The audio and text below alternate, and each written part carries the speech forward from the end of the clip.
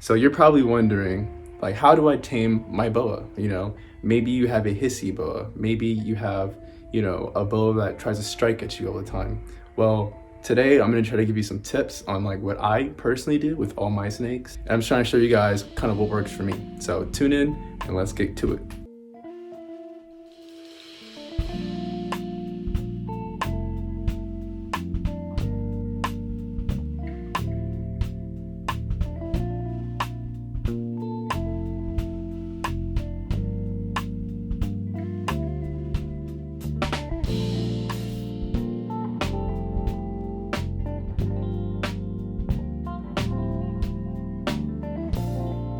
All right, cool fam. So like I said, today I just really want to kind of give you guys some tips on how to tame your boa. So maybe you just got a boa and, you know, and you're in the awkward phase where you're trying to, you know, like fill your boa out, your boa is trying to fill you out, and maybe it's just afraid, you know, that's what usually happens. You know, these are not like mean or evil creatures. Like they're not like out to get you, you know what I'm saying? So the first thing I wanted to kind of talk about with like taming your snake is the husbandry. So the first thing you really have to make sure is that your husbandry is on point. So whatever species, or sorry, what we're talking about, you know, specifically boa imperators here, you know, just making sure that their husbandry is on point. So what that means is like I keep their humidity, like so my boa imperators, I keep their humidity in that like 70% range, 75% range. And when they go into shed, I then bump it to like 85. And so that's what's worked for them, and you know, they're really healthy and they're, you know, they're thriving and doing well. So their hot side, I keep it 90 degrees, and their cold side, honestly, sometimes it can get a little bit lower at nighttime, like the kind of low 70, 74, 73. So I don't recommend that. If you can get to 78, that's like better. I would suggest that. More than anything, like if you haven't already, I don't know what you're waiting for. Just hit that subscription button and go ahead and subscribe and get some more awesome snakes. So the first thing, like I said, is the husbandry. So you gotta make sure that that's on point, because if it's not, your animal is gonna be stressed. So your boa will be stressed out if the levels are just not right. And so they're gonna be fussy. And so that's why maybe you could be experiencing, you know, your boa hissing at you, you know, or striking at you even. But point is, what you do is you get the levels right and kind of let them chill for about 2 weeks. So I always suggest that even if you just get your snake or whatever, you know, give it 2 weeks to kind of just adjust, you know what I'm saying? And so the other part, so husbandry, that's really important. But second of all, right, it's like, how do you pick them up? Like, what's the best way to pick them up? So, man, when I first got into collecting snakes, I remember several videos like of people like kind of showing like how they personally pick up their snakes, boas too, and I really don't recommend the way they're doing it. And what they would do is they would just take their hand and, you know, do the whole like smother, like the smother tactic, where they pretty much make the target, you know, your hand being the target, so big that it scares them and that they don't want to strike at you. The reason I personally don't do that is because I do plan on owning a lot of other snakes, and it's always good to just have best practices. And so what I like to do is I just scoop them up. So I scoop them up from behind, you know, and I gently just remove them from their enclosure. I find it to be the best way versus like scaring them. I think like if you do that, now your snake is scared and you just pulled it out of its enclosure and now it's scared, and so now you're dealing with the situation where you could be dealing with a defensive animal at that point. And so I just like to just scoop them up gently, and I get a vibe if, you know, if they're not feeling like coming out, you'll kind of know it. And you know, even if then I still take them out, because you know, it's the point. You don't want them to, say if they're hissing, you don't want to reward them by putting them back in. So, you know, you always want to end it on a positive note. So like I said, when you're picking them up, I just like to scoop them. I'll try to do a video of that at some point, but it's, you know, it's pretty simple. I feel it's pretty self-explanatory. But yeah, so I can do the hand motion for you, I guess, if that makes any sense. Right here. So what I would do is, the other method I was telling people to do is they would just like literally smash, like, you know, put their hand, they would put their hand over the snake's face and kind of scare it. I don't recommend that. What I do is I just literally like put my hand in and I scoop them from behind, where I'm not really putting my, I'm not putting my hand in front of their face. So that's my whole point, is you really want to avoid, you know, putting your hand in front of their face. You know, your hand is a warm object. Another method you could do is using a hook. I sometimes do that. If they're positioned in a way where I can't scoop them out, I'll just, use a hook and kind of gently scoop them out with the hook. And then I, put them on my hand. And so it's pretty easy. I feel most of the time, once you get them out of the enclosure, you should not have a hard time really, especially if you did it in a positive way or, a kind, gentle way. Like I said, these snakes are not trying to hurt you. They're more they're more afraid of you than you should be of them. Obviously, you can do way more damage than they could ever do to you. Like the little bites, yeah, it would suck, but it's nothing in comparison to once again, what you could do to them. So, they're just trying to protect themselves. So if they bite you, that's just what they're trying to do. Or unless, you have rat scent on your hand and they mistaken your hand for a rat, that can happen. I always keep hand sanitizer on deck. Another thing too, if you ever were to find yourself in that situation where your snake mistaken your hand for food, the best thing to do is just to put a little bit of hand sanitizer inside of their mouth, just a little bit, and they will release instantly. So that's just a really cool, easy way.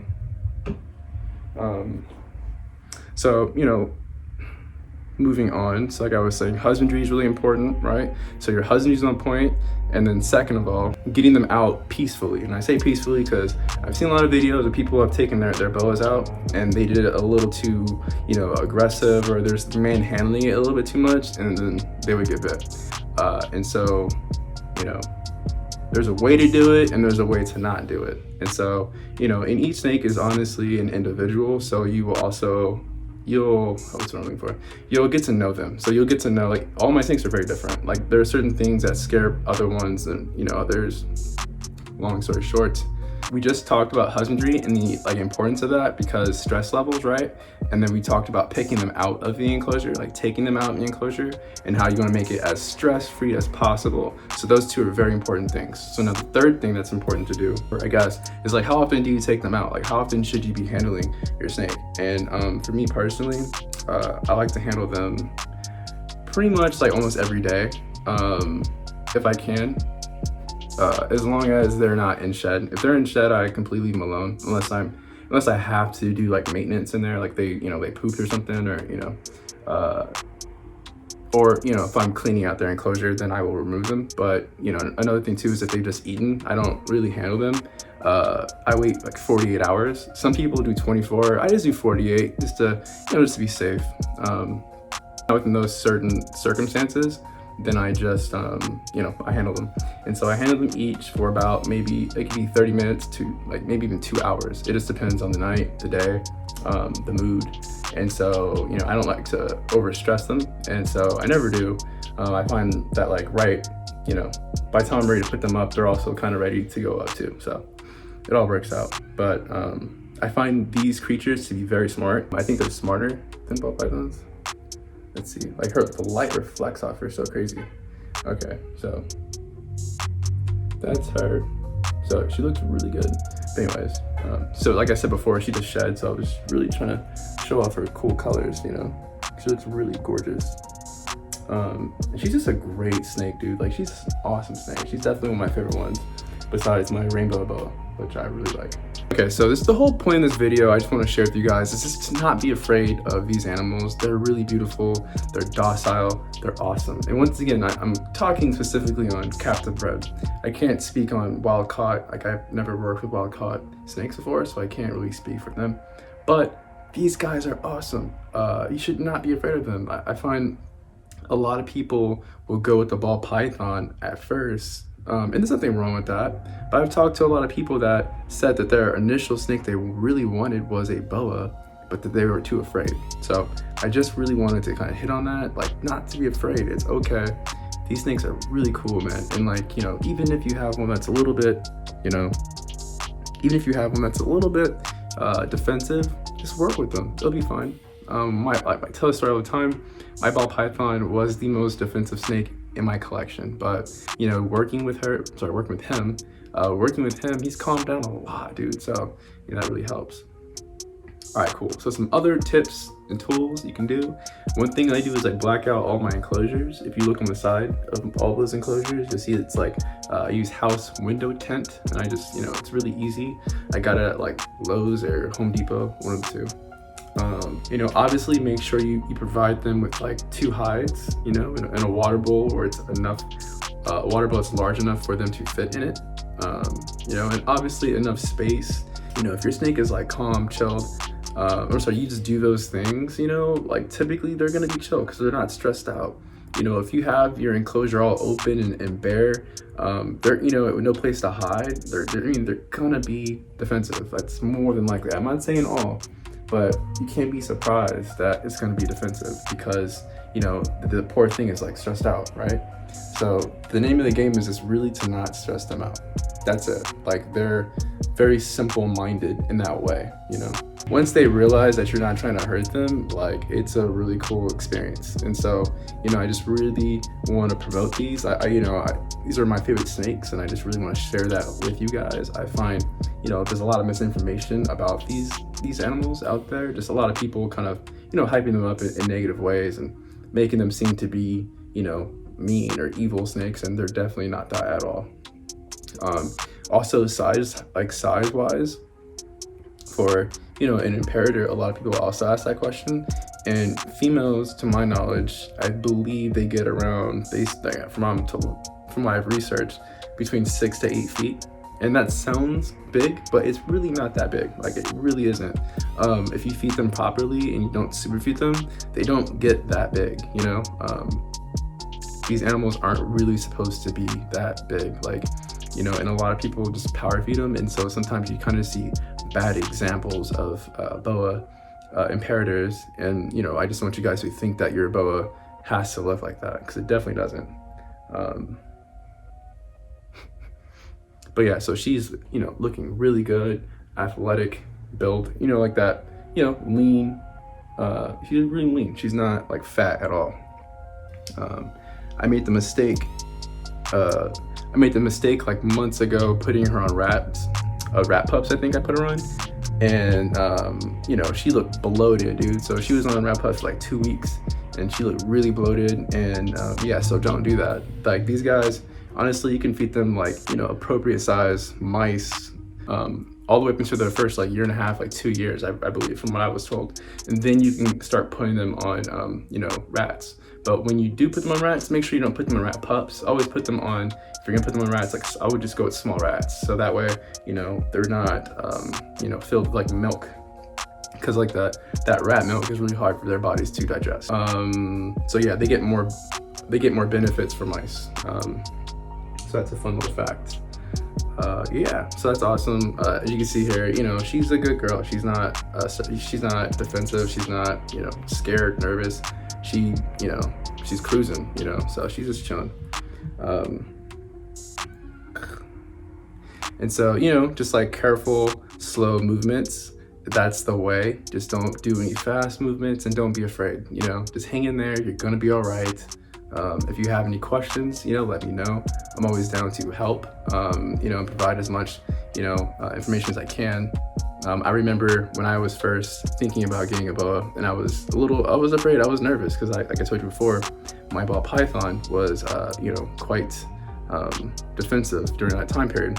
But I went with it, and I don't regret it at all. Like, all my boas are so badass. Like, I'm a huge fan of boas. Okay, so just remember, you can do it. Take deep breaths. You know, you're fine. You can do it. You know, it's just an irrational fear. You know, these snakes, you know, they're not, like I said before, they're not trying to hurt you. You know, they're really chill. They're docile. Like, you know, as you can see, you know, she's not doing anything that would make anyone afraid, right? So, it's my girl Kiki. And yes, she was named after that, you know, that Drake song. Because when I first got her, yeah, that's exactly right. When I first got her, I was so nervous, and I would look at her and be like, Kiki, do you love me? You know, like that, you know, so it was always my little inside joke with her. But yeah, so she's a great snake. And yeah, I just highly recommend them. And I don't think there's anything to be afraid of. This isn't like a retic or a Burmese or something that's gonna get like a monstrous size.